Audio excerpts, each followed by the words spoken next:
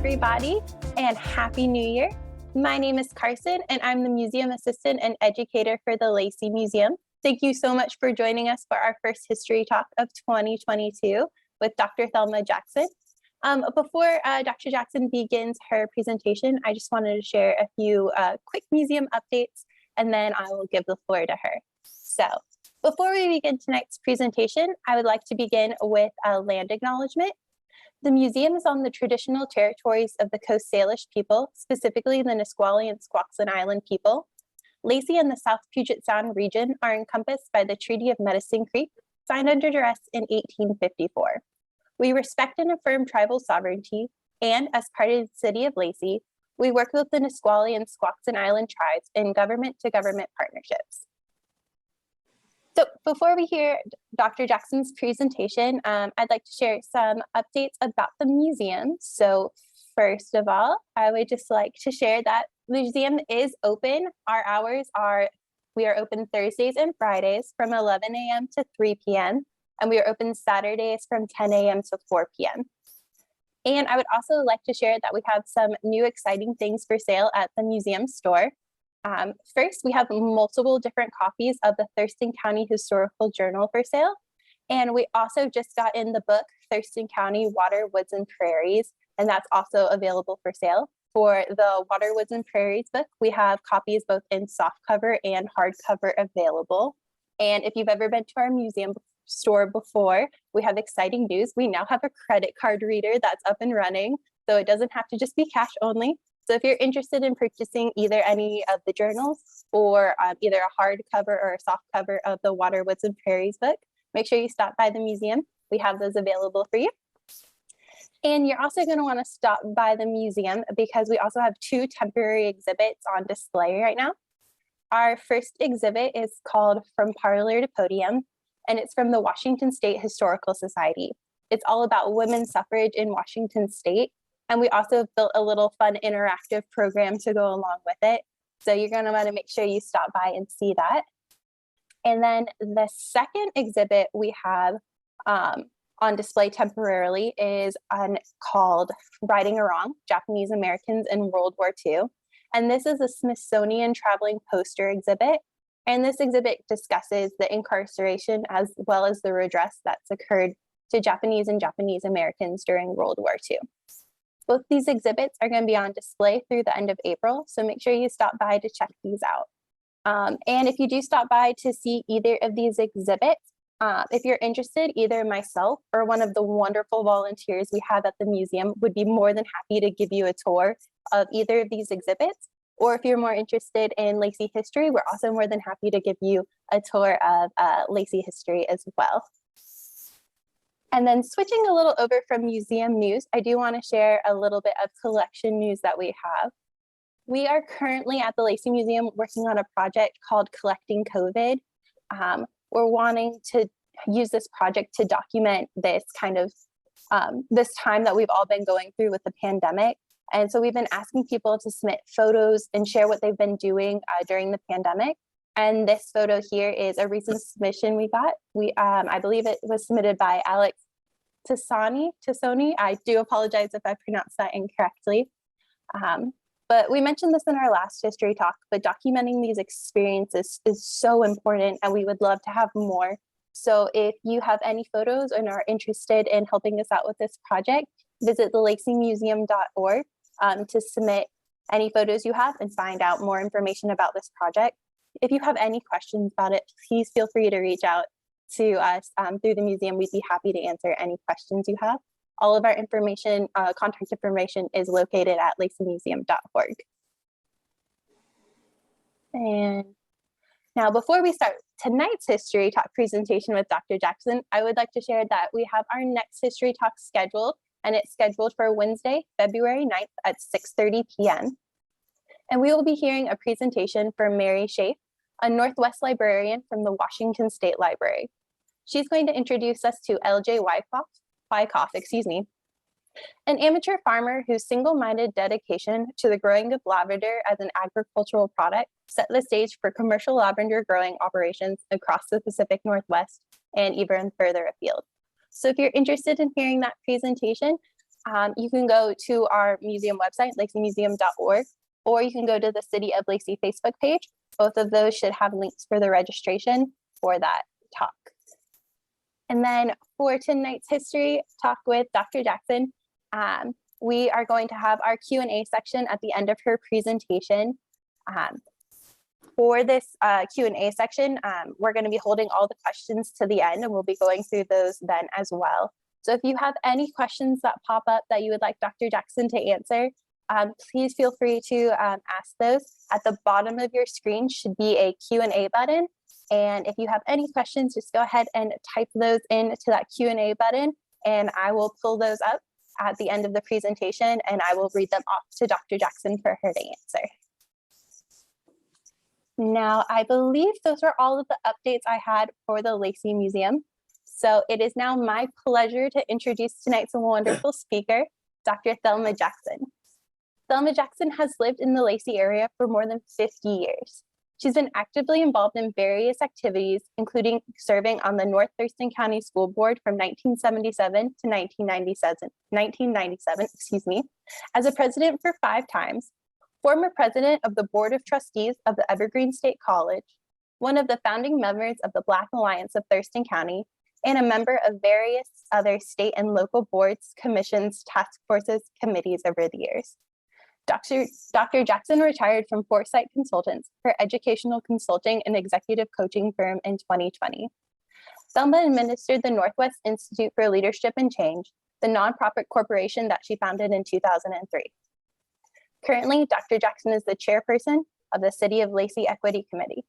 She is a frequent speaker and workshop presenter on a variety of topics that span her years of experience and expertise. Thelma and her husband, Nate, of 56 years, are parents to 3 successful entrepreneurial children and 4 adult granddaughters who are carrying on the family tradition of business, ownership, and civic engagement. Thank you so much for being here with us tonight, Dr. Jackson. Thank you, Carson. I'm delighted to be with you tonight, representing the Lacie Museum's History Talk for this month. It's a delight to share with you some work that I've been engaged in for quite some time in dealing with the presence of Blacks in Thurston County. And I would just like to start my talk by sharing with you some information about a book that's upcoming very soon in the near future, and give you an overview of what that book is going to be about, give you an overview. And as we move to the second slide that I've prepared, you will hear me talk about some of the introductory kinds of things, how this project came into being, how far back it goes, and what's been the motivation to persevere in it. But let me just begin by saying the book we're talking about is called Blacks in Thurston County, Washington, from 1950 to 1975, a community album. The presence of Blacks in Thurston County is becoming increasingly documented for the 19th century, but little is known about our presence between 1900 and 1950. It is very important that the history of Black people in Thurston County goes beyond the George Bush family and their settlement of Tumwater in 1845. Rebecca and Alexander Howard in the 1860s in Olympia, the James and Mary Jane Morris family, Festus Campbell, Mary Jane Quincy, Thomas Park, Silas and Minerva Center, and a few others who resided in the area at that time. There were, however, a number of others that must have existed, but not much is known about them between the early 1900s and the 1950s. That 50-year span needs to be researched, and hopefully that gap can be filled as time goes on. In the meantime, efforts have been underway to document the presence of Blacks from 1950 to 1975, a group, many of which were still living when this current project began in 2012 and were available for oral interviews. The Black History book that has been produced is expected to be completed and printed in time to be celebrated during Black History Month in February 2022, if all goes well. According to blackpast.org, a well-known Black History internet site founded by Dr. Quintard Taylor of the University of Washington, stated that Thurston County was the center for Black people during this period of the early 1900s. Blacks lived and worked in many areas of Washington state in a wide variety of jobs. There were Black cowboys in Yakima, Black loggers in Spokane and Seattle, and Black coal miners in Roslyn. In 1890, there were at least one Black person in every county in Washington. Today, there are probably 15 to 20 counties with no Blacks. In 1900, there were several Northwest cities with 100 or more Blacks: Portland, Seattle, Spokane, Tacoma, and Roslyn. Roslyn had a Black majority for a while due to the coal mining industry that brought in Black workers as strike breakers to that small Eastern Washington town. By way of context for this book, this country was undergoing major changes leading up to the 1950s, and Blacks in America were in transition in a number of ways. The Civil Rights Movement was in its infancy, and massive migrations of Blacks from the South were taking place. Racism, inequality, discrimination, inequity, and injustice were rampant. Institutions such as the military, state and federal governments, higher education, K-12 education, and some private sector businesses were beginning to be more receptive and inclusive of Black Americans who were the predominant minority group in the country at the time.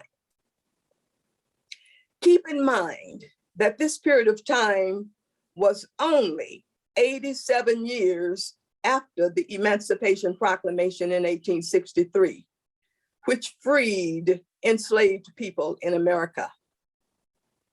This was the era of Jim Crow laws, which were federal, state, and local laws that enforced racial segregation in the Southern United States.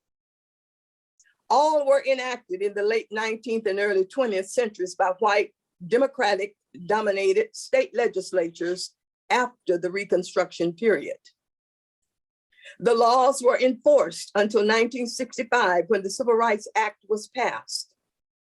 Between 1950 and 1975, the civil rights movement surged, and the consciousness of racism was awakened throughout this nation. Opportunities began to open up for Blacks, particularly in the military, and early Blacks who came to Thurston County were part of the various branches of the service. According to the 1950 census, there were only 41 quote unquote Negroes in Thurston County. A number of the military members were women, and their spouses were the civilians. Almost all of these newcomers had school-age children. The proximity of Fort Lewis, McCord Air Force Base, and Madigan Army Hospital began a new wave of Blacks to the Northwest and Thurston County. Not all were members of the military, however. Others were employees with state government, federal employees with the National Weather Service and the Federal Aviation Administration as air traffic controllers. The first Black K-12 teacher in the county was hired in Rochester in 1957, and the North Thurston School District in 1967, 10 years later. The Olympia Brewery began to hire Blacks in 1964, and early planners of the Evergreen State College who began to arrive in 1969 and 1970 included Blacks as well. Many of these citizens were not well received. They blazed a trail for others, courageously leading the way for those who came since 1975. This Black History Project and the book that is resulting provide insight into Thurston County from 1950 to 1975 and the lives of some of these Blacks and events that impacted them. In 2019, there were 8,826 Blacks in Washington State, which was 3.6% of the state's population. Currently, the 2020 census shows the same 3.6%, but the number has increased to 10,613, given the overall population growth. Black people have wielded influence well beyond their numbers. In this same census for 2020, 5.8% of the 17,098 people indicated on the census that they were two or more races, which includes a large number of Blacks as well. For today's purpose, I will give you a glimpse of what is to be expected next month when the first publication of this book is completed. When we began to compile this book, we focused on the period 1950 to 1975. However, two of the families who are profiled in the book actually came before 1950, but were still here during that time period, so they are included. They were the Cogswell family, who were large landowners and farmers in Rochester, who were here from 1919 to 1954, until retiring and moving back to Seattle. This family has been previously interviewed and documented. The Dennis family lived in Olympia from 1946 to 1954 before returning to Seattle due to horrible discriminatory treatment by a state agency. Their son was a 1951 graduate of Olympia High School, and his presence in the school's yearbook led us to research his family, and terrific information was found about them.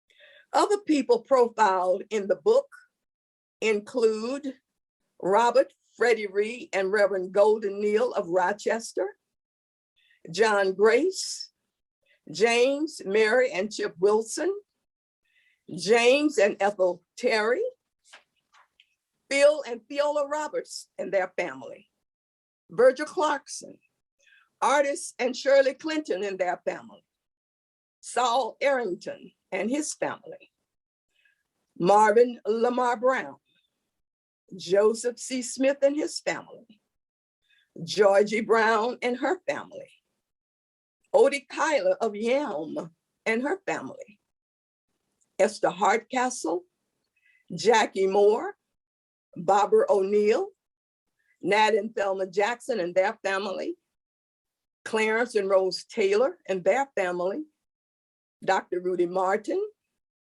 other faculty and staff from the Evergreen State College in those earlier days, Dave Brown, John and Sylvia Finley, Herb Jones, Roberta Brown Russell, Vincent and Lenore Hughes, G.B. Brown, Merritt Long, Harold Limas, William Bostic, Leroy Carter, and some others whose names you might recognize as you work your way through the book.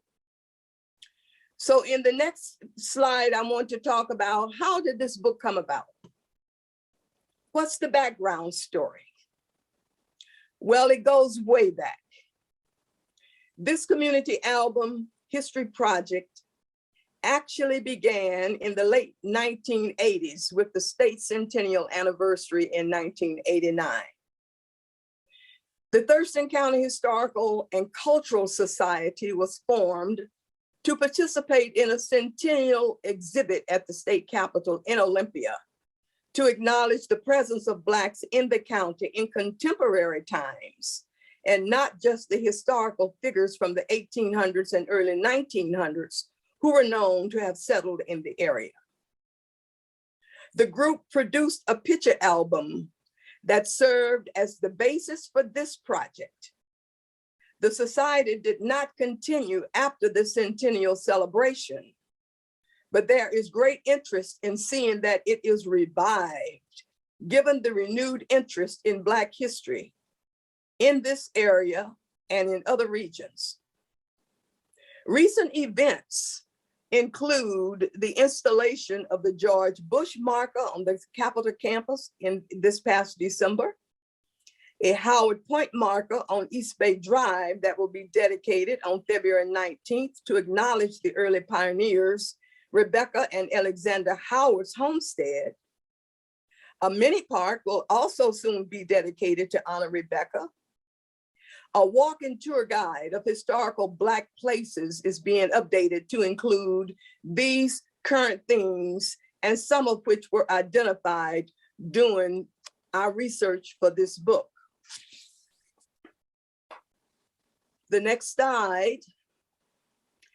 This current project formally began in 2012 with a work group that began to work with the Northwest Institute for Leadership and Change, a 501c3 nonprofit corporation here in the state that I founded.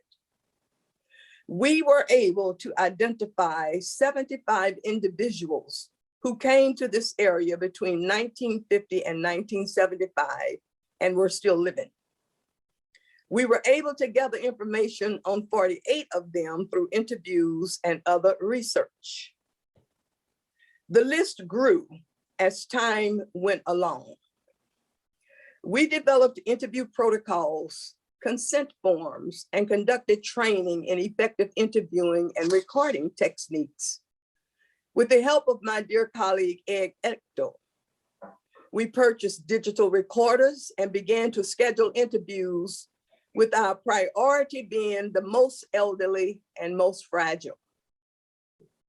By the time our process got into full swing, several of the individuals on the original list has passed away, and we had to seek family members or close acquaintances to provide information we needed.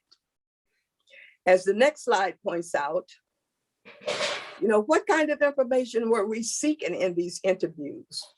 What did we want to know? Well, we wanted to know a lot about these people, and we wanted to be rather consistent in our interviews of them. We wanted to know things like when and where were they born? When did they come here? What brought them here? What was the area like when they arrived? What activities and or organizations had they been involved with since coming to this area? What obstacles or challenges had they encountered? How had their families fared? Their spouses, their children, other relatives? We wanted to know what kind of changes had they observed over the years that they had been here. And then we also wanted to know if there were others who they knew of that came here during this period of time that we should also be interviewing for this project. We know that this first attempt omits some people who were not identified, some we could not locate, and others that information was not available for. Efforts will continue in the future to fill these gaps as people continue to make contributions. And with the next slide, we wanted to talk about what did we learn about those who came here during that period of time. We learned that most of these newcomers came from the South, the Midwest, and other parts of the state, such as Spokane, Tri-Cities, Yakima, and Pullman. While many were affiliated with the military, representing all of the various branches, others came for a variety of different reasons. So what did we learn from them? What did these interviews tell us? What did they help us to understand? And we move into this next area where in the next slide, where we talk about what were the themes? What were some of the main things that emerged from our interviews and our research? And we found it very interesting that the number one theme that emerged was that of housing discrimination. It was almost universally mentioned as the greatest challenge that faced Blacks when they came to the area during this period of time. A concerted effort was launched to acquire open housing ordinances in Olympia, Tumwater, and the young city of Lacie in the 1960s, with the help of many friendly, supportive white friends and acquaintances. Common discrimination practices included bank redlining, real estate practices of excluding Blacks from certain neighborhoods, and racially restrictive covenants that were placed on many parcels and neighborhoods, some of which remain to this day, as acknowledged by the Thurston County Auditor's Office in an article in the Olympia newspaper in 2021. Language in those covenants stated, "No other than the white race shall be allowed to occupy any residence in this subdivision except servants." Restrictive covenants are a terrible remnant of racial discrimination, and we continue to see the impacts of these covenants, stated Mary Hall, the Thurston County Auditor. Therein lies the explanation of why most Blacks live in the Lacie area of Thurston County. It was due to their inability to acquire housing of any kind in other locations, be it purchase a home, leasing a facility, or renting in other jurisdictions. The city of Lacie had no discriminatory housing policies, but also had a very fair-minded developer by the name of Alvin Thompson, who built Thompson Place, Tanglewilde, and East Tanglewilde, and made his properties available to many Blacks coming to the area. Fair and open housing eventually opened up to Blacks in other parts of the county, but racially motivated practices and attitudes still exist in segments of our community. So these were the kinds of things that were mentioned as a number one theme out of these interviews. And most people referred to these kinds of things that they encountered. Then secondly, the theme that surfaced from the interviews was the issue of educational isolation of Black students. Almost all of the people who came to Thurston County during this period commented about the difficulties and challenges that their children faced in the school systems, especially if they were not biracial. Most of the Black students of this era were usually the only one in their classrooms or schools. They didn't have teachers or other school district personnel who could relate to their culture, learning styles, and educational needs. Cultural relevancy in the curriculum did not exist. There was little to no mention of any historical reference to the presence and contributions of Black people. Little to no understanding of the daily pain of being called, quote unquote, niggers on school playgrounds, on buses, in lunchrooms, and other places in the community. Comments from some of these students spoke about constant physical encounters that were not adequately addressed by school personnel. Black parents quite often had to confront schools about the racial discriminatory treatment of their children. In spite of these obstacles, most Black students achieved against the odds due to the strong support from home and the resilience taught by their parents and families. The third issue that surfaced or emerged as a theme out of our interviews was the lack of culturally relevant social and religious activities.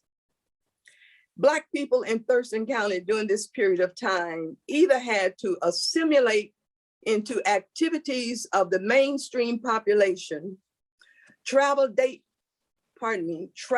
great distances to find cultural settings of our choice, create our own social activities, or stay to ourselves. Feelings of racial isolation were prevalent. We clustered together to create cultural and social settings for ourselves and our children. These issues surface as things that remain today in some instances.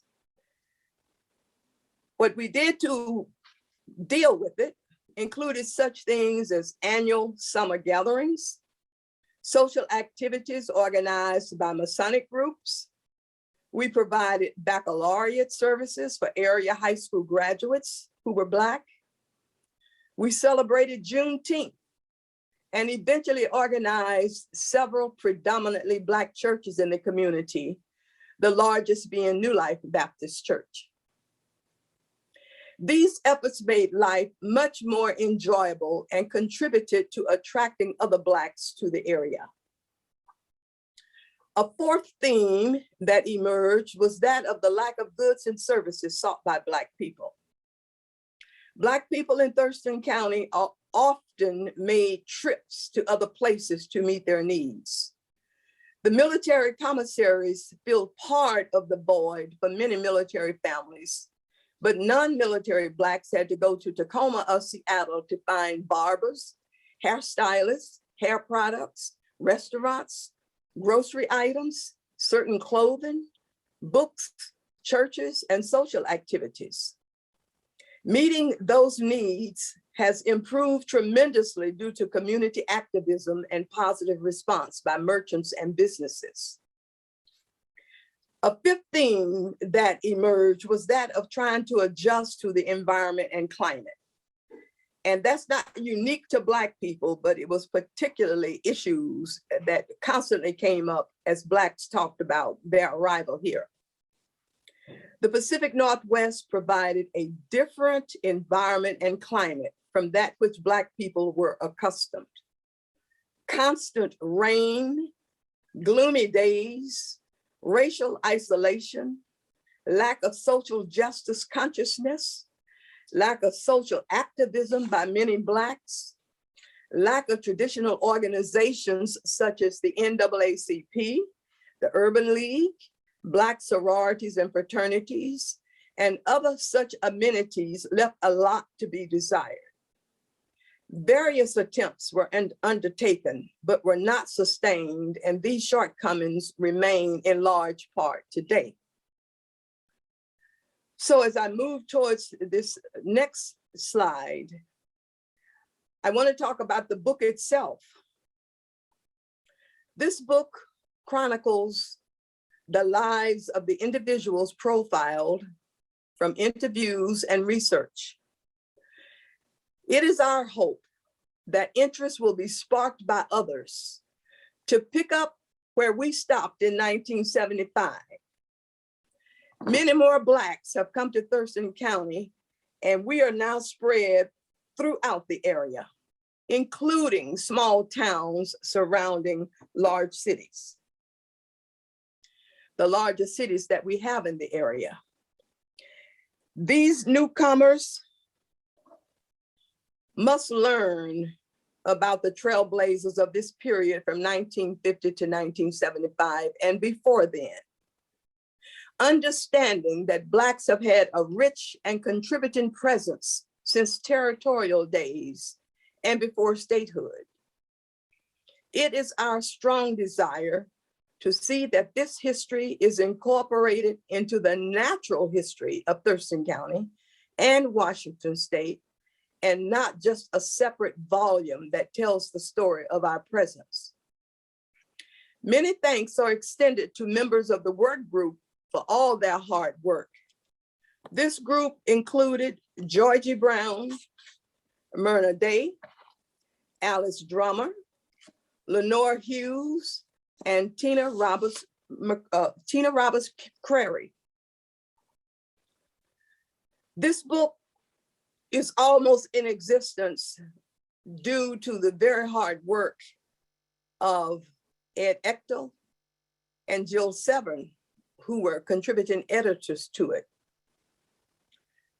It is a book that we hope will bring some light to the presence of Blacks in Thurston County, not just now, not just in 1950 to 1975, but open up an area of curiosity about that 50-year period between the 1900s and 1950.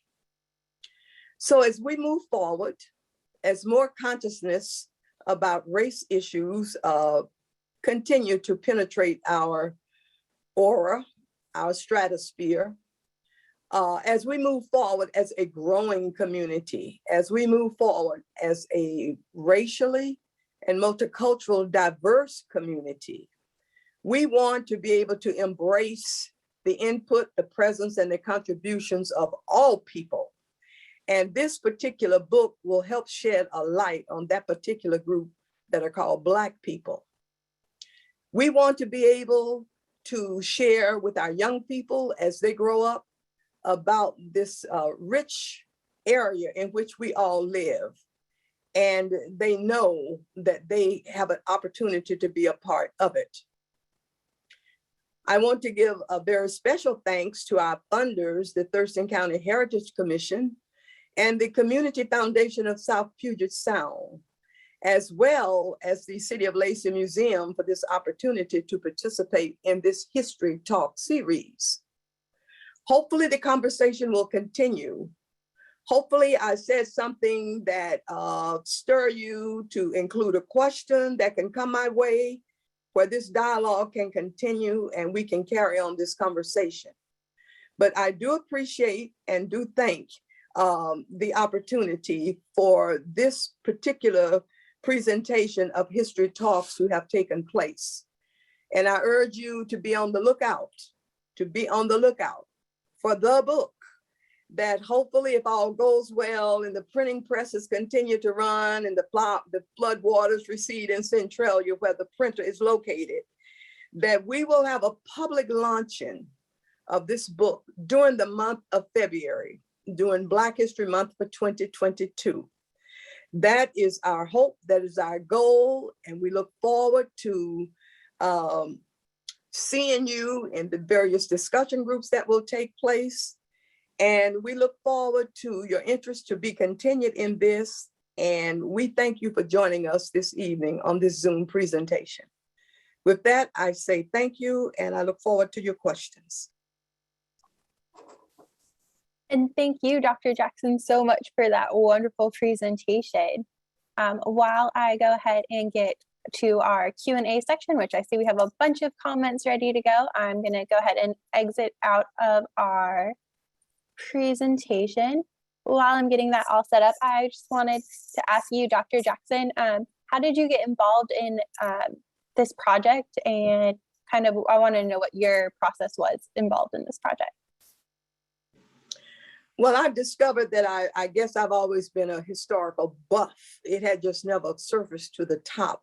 Then as I was being invited to different events, and one in particular, the City of Olympia invited me to a discussion group looking at a walk-in tour brochure that the city had put together showing historical places that impacted Blacks in Thurston County. And I knew nothing about anyone beyond George Bush and his family. And my interest was piqued, and the more I learned, the more I knew, the more I wanted to research, and I became more and more involved and began to show up at some of the presentations of the Olympia Historical Society, the Thurston County Historical Society, and just realized what a void there was in the presence of Blacks in all this. And I just said to myself, if not me, who? If not now, when? And so that started me on that journey of trying to, I couldn't go back, but we could start with a particular point in time, which was 1950. And from that point forward, begin to document in hopes that, you know, at some point we can go backwards and fill in that 1900 to 1950 gap. And the more I realized other Black people were as interested in this as me, it just went from there. And so we've persevered and finally come to this point where we just about have this publication ready to share with the public. Thank you. And we have a bunch of questions for you. So the first one was submitted by Stephen Gold. He was asking for you to elaborate on the involvement of Blacks with Masons. Of who? Of Blacks with Masons, the Masons. Oh, that was a group of Black men began a Masonic order here in the Thurston County area, the Fred U. Harris Lodge number 70. They got their beginning in the 80s in the basement of New Life Baptist Church. And they have grown tremendously. And they're a Masonic group that has youth activities. They are very civically engaged. They are the sponsors of the Juneteenth celebration that has been going on for 41 years here in Lacie.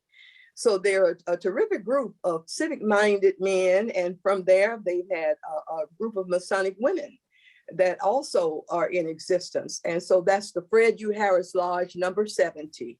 And that's the Masonic group that I was making reference to. Wonderful, thank you. And then we had another question. This one was submitted by Jim, and he said that you stated that there was a group of 75 that you began with interviewing. How many did you ultimately end up with in this book? We ultimately ended up with about 45. 45. There's some we had to drop where we just could not find information about them, or had moved away, or had deceased with no family left in the area. And so we kept working at it until we finally reached a point where we said, this is the list we have to go with if we're to ever produce this book. Yes.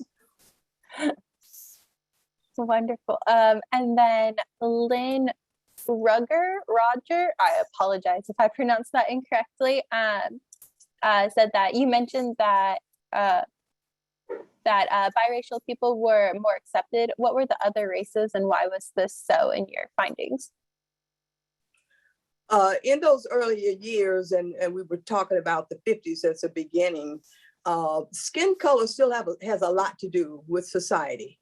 And for those darker skinned individuals with more African features weren't as accepted as biracial students who were mixtures of Black and some other ethnicity.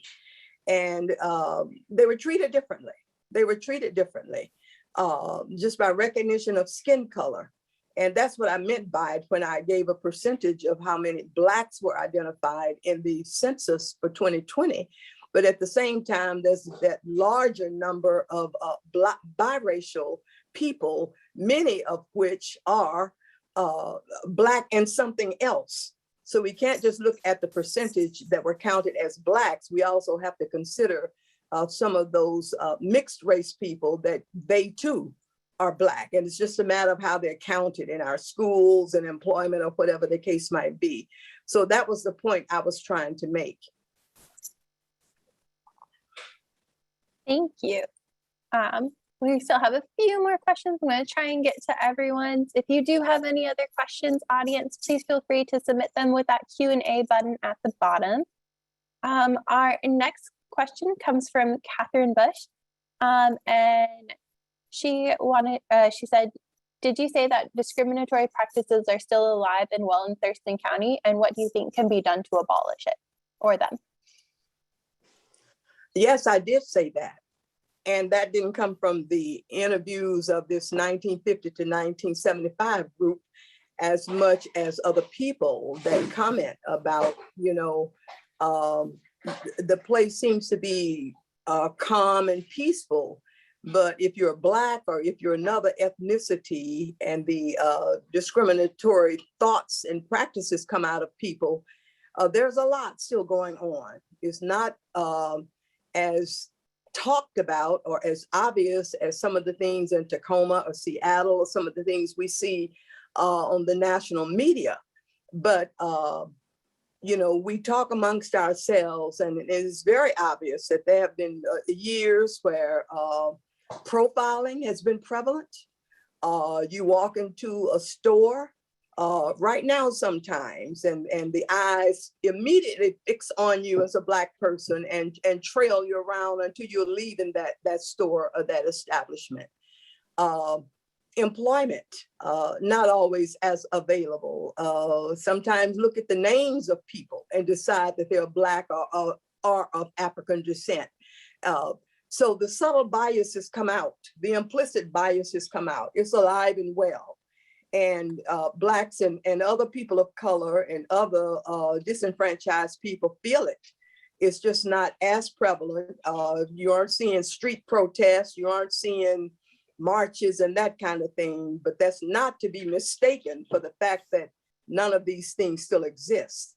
I talked about the racially restricted covenants that still remain on some properties. Those people who own those properties, they've been given a free chance to come in and attach disclaimers, but very few have taken advantage of that. So housing is much more open now, but it's still not as open as it could be. And I gave an explanation of why most Blacks live out here in the northeast portion of the county here in Lacie. And it's those practices, and all those practices have not been eradicated. And so those are the kinds of things I was making reference to. They were there and were met by the people who had that second wave of migration in the 50s, and a lot of it still remains in 2022.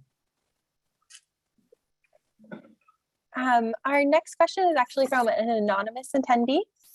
And they were wondering if the book would include a list of any of the Black people that lived here in Thurston County from 1890 to 1920. Only in historical reference, just to make the point that, to put into context why 1950 to 1975 was chosen. But we recognize that there have been Blacks, and I mentioned it, even when Washington was a territory and before it became a state. And right here in Thurston County, we have a very rich Black history. The settlement of Tumwater, in Lewis County, the settlement of Centralia, history that most people aren't aware of, but they are referenced in that context to say, this isn't a new phenomenon, and not knowing about them isn't anything new, because these people were here, centuries ago, and very few people know about them either. Thank you. Our next question comes from Maggie, and she says, my apologies. Researching persons who lived here 45 to 80 years ago, can you speak to the wide geographical area to which some of these people have since moved? The geographical area of why they have moved? To which some of these people have moved, so. Well, I spoke about I briefly spoke about two of the families that were here a little before 1950. The Cogswells, who were a large farming family in Rochester from 1919 to 1954, they moved back to Seattle, where they came from when they retired. In the case of the Dennis family, who were here from 1946 to 54, they moved back to Seattle, where they came from, due to some really rough discriminatory issues that they were faced with. And we go into more detail in the book about what those things were, what they encountered. And so some people just went back to other places in the state of Washington. Some people, being originally from the South, went back to the South and just could not acclimate to the climate, to the environment, and to a lot of things. So the same as they came from different places in the country, they went back to different places in the country. Our next question, again, comes from an anonymous attendee, and they wanted to know, did other Black churches exist in the Lacie area? Did they, or do they now? Did they? No, there were none. There were none. The New Life Baptist Church is the first predominantly Black church in the Lacie area. The other churches I was representing are in Olympia, Risen Faith Fellowship, and a Church of God in Christ on Boulevard Road. But there were no other Black churches in Thurston County, period, before that time. And we sojourned up the road to Tacoma and Seattle looking for a Black religious experience just to survive. But New Life came along in 1975, right at the tail end of this research project. But we do reference them and talk about the fact that they feel a great need. And the others are much smaller churches over in Olympia, and well, both are in Olympia. But we can't find any evidence or any history of any churches, predominantly Black congregations that served the area prior to New Life in 1975. Thank you. Our next question also comes from an anonymous attendee, and they were wondering what the title for the book was going to be. The title for the book is Blacks in Thurston County, Washington, 1950 to 1975, a community album. Thank you. Again, audience, if you have any questions, please feel free to submit them in that Q&A button. And our next question comes from, I believe, Chuck Fowler. Make sure I'm reading this correctly. And he asked, what are the plans being made to develop the next volume of this much needed history, the 1976 to 2020? Are there anything in the works right now? Well, hello there, Chuck. Thanks for that question. I don't know of any future plans right now. We're just focusing on trying to get this particular book out of press and in the hands of the public, and see where the interest goes from there. What fresh energy step forward, what new people step forward. We learned a lot. None of us had written a book before, so we had to learn a whole bunch. We know there's a great need, and hopefully one way or another, that need will be met. So not only from 1975 forward, but also from 1950 backwards to fill that huge gap of 50 years from the 1900s to 1950. So there's more than enough work to go around for interested individuals who want to be a part of it. Thank you. And then we have a question from, I apologize if I pronounce this incorrectly, but Lanita Griff. And they ask, in view of reparations made to the descendants of Americans of Japanese ancestry who were incarcerated during World War II, what is your view on reparations to the descendants of enslaved Americans of African origin or ancestry who were incarcerated for more than 10 generations before the Civil War, and which descendants have persistently been discriminated against the U.S. since emancipation? What is my position on reparations for Blacks? I'll just kind of shortcut that question. Yes, thank you. I think Blacks are overdue for that reparation. For this industrial nation to be the economic powerhouse that it is in the world, it was on the backs of free labor. And slowly, individuals and states and institutions are beginning to recognize that. Anything from insurance companies that insured slave ships to those enslavers that became wealthy on the backs of the free labor of enslaved Africans, all the way to colleges and universities that grew and prospered. So more and more, we're seeing that people are discovering the role they played in the unjust enslavement of Africans as slaves for so many a long time. And the same as the Japanese Americans have been repatriated. And I'm so happy to see indigenous people, our Native Americans, slowly beginning to regain their lands, that territory, and build that economic wealth.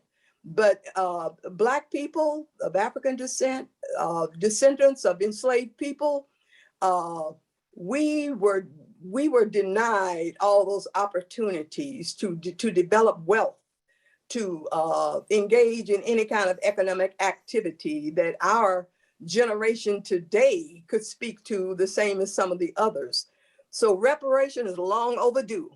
And the controversy gets to be, well, how would you decide who deserves this, that, or the other? Well, it's not hard for other groups, so why is it so difficult for Blacks? But the bottom line to that question is, by all means, I support and agree with the need for reparations for Blacks and descendants of enslaved people in this country.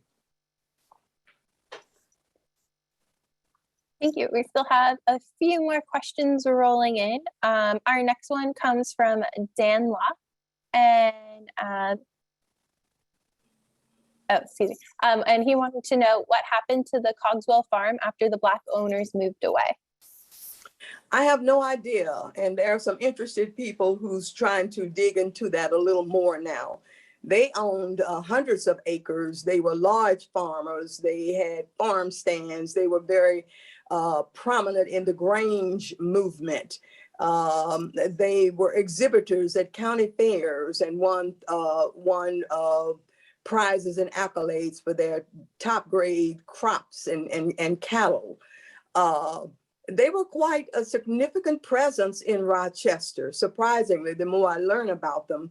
But what happened to the land, whether or not any descendants are still on the land, there are a few people I know that's trying to determine that right now. But they were, to think that they came here in the 1919s from Seattle and stayed as long as they did, and then upon retirement returned back to Seattle. I'd like to know where that property was. You know, I'd like an answer to that as well. And we didn't go too much into detail in our book about the Cogswells because I indicated that they had been interviewed earlier by an oral history project, and there is a very lengthy interview on the Cogswells. And they were here just a few years within the 50s. And so since they were an earlier pioneer family, we didn't dwell on them very long, but we did make reference to them because they were here part of that time. Thank you. We have a few more questions that have come up. Annie Clay was asking if you could share a story of a family that you interviewed that particularly touched you during this project.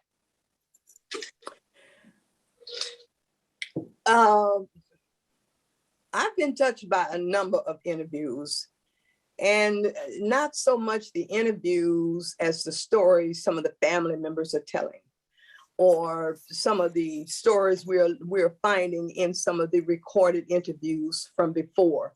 One that particularly touched me was that of the father of the 1951 graduate from Olympia High School that we referenced in the book, and we talked about it. I had made a presentation a couple of years ago to the Olympia Historical Society, just as this book was beginning. And at the end of the talk, retired Justice Gary Alexander came up to me and said, "Thelma, that was a Black fella in the class of 51 from Olympia High School." I said, "Really?" And he said, "I think I still have the yearbook." And so sure enough, he went home, he found the yearbook, he sent me pictures. And this young man, this graduate in the class of 51, Lawrence Dennis. And of course, he said, "Well, who were his people? Who were his family?" I don't know. He was the only Black kid in Olympia High School in that time period. And so we dug and dug and dug and eventually came across an interview that he had been a part of, his father, and found out that he was an engineer working for the State Department of Highways. And he was so mistreated, and he was just done up so bad. No colleagues wanted to work with him. He was moved around from one unit to the next. Now, this is a highly skilled engineer, graduate of the University of Washington, but we're talking about 1946, which is the year I was born. and, you know, couldn't find a place to live. People didn't want them in the church. And it just broke your heart when you read his interview, and the interviewer, you know, made note that even so many years later, it still brought tears to his eyes to describe his treatment when he was working here in Olympia in the state agency. And he eventually moved his family back to Seattle when he got a transfer opportunity. They just couldn't take it any longer. That one really touched my heart more, I think, than any of those. And then when you would talk to some people, and if the children were around and they interjected into interview, they would talk about things like hardly a day would go by that they weren't chased, and you know, and brutalized on the playgrounds, and they just got used to it and had to develop resiliency types of skills. You know, when you say, well, how did you survive all that? Well, we just had to learn. We just had to learn how to survive. And so in 1950, 1975, those things were hard, and those things kept coming up, and you know, increase your determination to continue to work hard to try and hope that no other child of any color, and particularly Black children, will have to put up with those kinds of situations where they're just trying to go to school and learn. Thank you so much for your answer on that question. I think we have time for about 2 or 3 more questions. So our next question, again, is from an anonymous attendee. And they were curious, are there any groups with Black women in the Lacie area? And how can we be a part of the Juneteenth celebration? Are there what Black women? I didn't hear that. Oh, I'm so sorry. Are there any groups with Black women in the Lacie area? And then they were wanting to know how they could be a part of the Juneteenth celebration. There aren't any particular groups or organizations of just Black women anymore. We've had a Black Women's Caucus of Thurston County that was very active during the International Women's Year activities in the late 70s. And Thurston County had a chapter, and we stayed in existence for quite a while with a number of projects and events. And then there's been the Historical Society that I talked about. There have been a separate cultural society. Aside from Eastern Star groups, the Masonic women's groups, I don't know of any other women's organizations. There are several chapters of the Black sorority women, Delta Sigma Theta, Alpha Phi Alpha, but those aren't so much open public. Those sororities aren't necessarily open to the public. As far as Juneteenth is concerned, it happens every year and has happened for the last 41 years. And this coming up year in 2022, the City of Lacie Equity Commission will be partnering with Fred U. Harris Lodge in expanding that activity, because this will be the first year Juneteenth will be a national holiday. And there will be much more publicity and information out there than has been in the past by virtue of the fact that it's going to be a national holiday this year. So anyone interested in that, going towards the summer, just begin to look out for information on Juneteenth. Thank you. We also had a question from Carol Goss, and she asks, what can organizations do more to practice principles of diversity, equity, and inclusion to eliminate systemic and institutional racism and inequity? And it also says, allyship is a term now out of favor. How can white people, in quotes, show up for Black and Indigenous and people of color? Well, I think one of the main ways can be the kind of issues that affect us and concern us, that other groups bring up those issues, and it's not always us having to bring up those issues, to make our issues their issues, because so many of those things over the years and the decades, it's only been Black folk really talking about them, other people of color, if it's a particular issue concerning them. We need for those groups, those organizations to improve their knowledge base, to become more familiar with the history of the groups, the contributions, to become more familiar with the gifts and talents and skills of people from other groups, because there's a lot of talented people out there that are being missed in these other organizations because they aren't a part of them.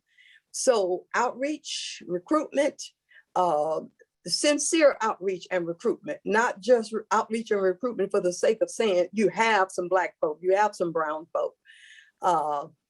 And so, you know, some concerted conversations courageous conversations to help and make people of color, Black folk and other folk feel more comfortable in these organizations, to be a part of it, so that, you know, ideas and thoughts and philosophies can be embraced, other than us being made to feel as though we must assimilate to the mainstream culture in order to be a part of it. So there's a lot of work to do there. The people who's interested in wanting to go in that direction, you know, we need to talk about it. Why haven't you had more involvement of Black and other people? Because there certainly are many of us around now.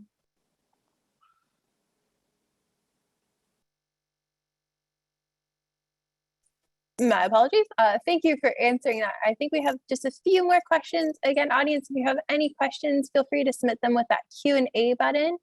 But our next question comes from Janine Gates. I believe that's how you pronounce it.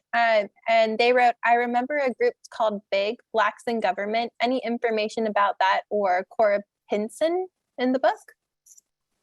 No. The book ends in 1975, and Blacks in Government didn't come along until later.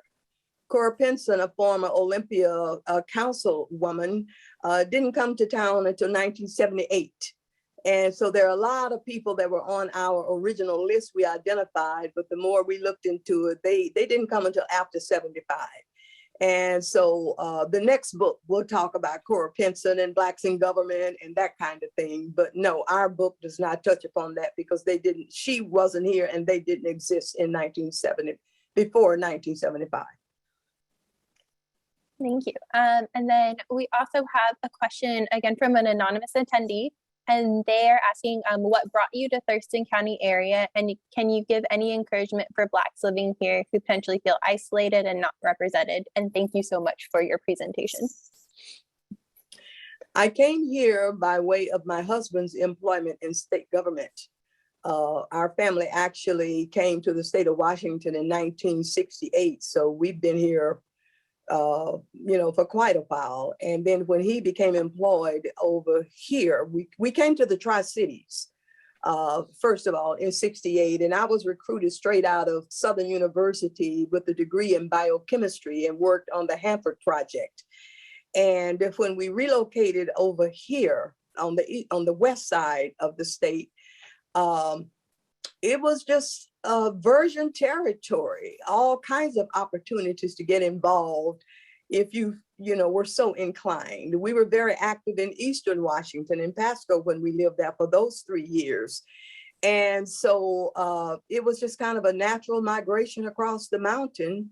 And having so few Blacks in Thurston County in 1970 and 71, when we arrived here, you were just inundated with opportunities to serve on this, serve on that, be on this, be on that.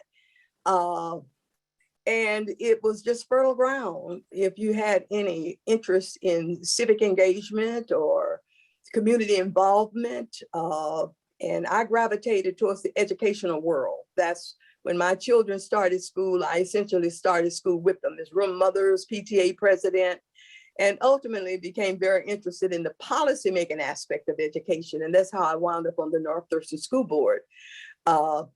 And so for people who want to become involved in some way, find what avenue opens that door for you. Find out what you have to do, what you need to know, where you need to go. And if that interest is there, make it known, seek it out. And I found, and I know my husband's the same, we found open arms to a willingness to serve. And so that's pretty much the same. And whoever that anonymous person is, I'll be glad to talk to them further and let them know if they want to get involved, there is more than enough to do around here. Oh, thank you. And I believe that is the questions that were asked. The rest are just comments all thanking you so much for your presentation and how everyone is looking forward to reading your book. I'll do a last call right here for questions, see if any pop up.